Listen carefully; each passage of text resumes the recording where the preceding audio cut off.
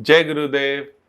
ईश्वर साकार है या निराकार है, और ईश्वर की पूजा कैसे की जाए, ईश्वर को पहचाना कैसे जाए, ये सब हम इस ज्ञान पत्र में देखने वाले हैं।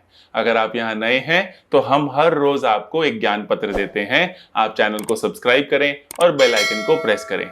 आज का हमारा ज्ञान पत्र संख्या 297 और उसका शीर्षक है साकार और निराकार में ईश्वर। गुरुदेव कहते हैं कि दिव्यता अप्रत्यक्ष है, दिखती नहीं, परंतु मानव के हृदय में, मन में ईश्वर का प्रत्यक्षीकरण करने की एक अंतर्निहित इच्छा है। उसका बहुत मन होता है, इसीलिए वो मूर्ति बनाता है, उसमें प्राण प्रतिष्ठा करता है और ईश्वर से आग्रह करता है कि वो कुछ समय आकर उस मूर्ति में रहें, ताकि वो उनकी पूजा कर सके, उन्हें अपने प्रेम की अभिव्यक्ति कर सके, उनके साथ खेल सके।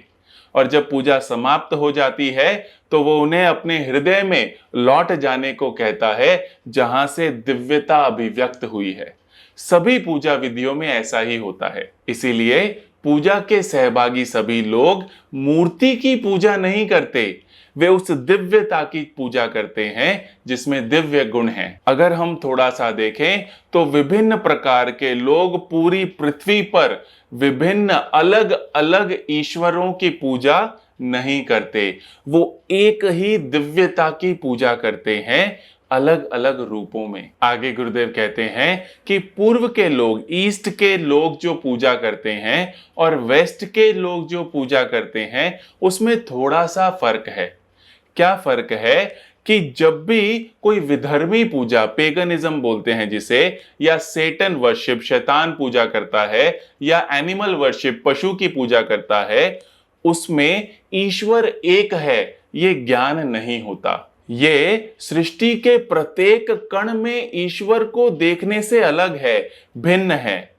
पूर्वी देशों में क्या होता है, हमारे भारत में जैसे क्या होता है, हम देवी देवताओं को एक ही शक्ति का, उस एक ही दिव्यता का अंश मानते हैं।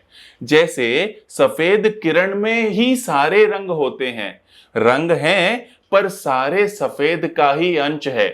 परंतु ग्रीक अगर हम लेकर चलें तो ग्रीक गॉड्स और गॉडेसेस जो हैं, उनमें सबका अपना अपना अलग अलग अस्तित्व है। अलग अलग ईश्वरों की पूजा करना और दिव्यता को अलग अलग स्वरूपों में पूजना, ये दोनों एकदम भिन्न है।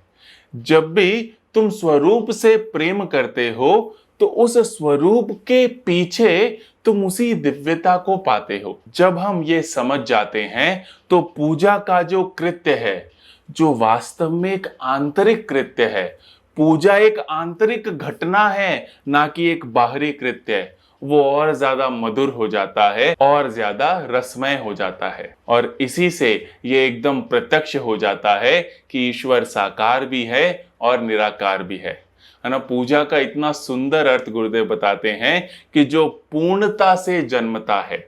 इसीलिए वे बोल रहे हैं आंतरिक घटना है, कि जब आपके अंदर तृप्ति होती है, पूर्णता होती है, तो पूजा अपने आप हो जाती है।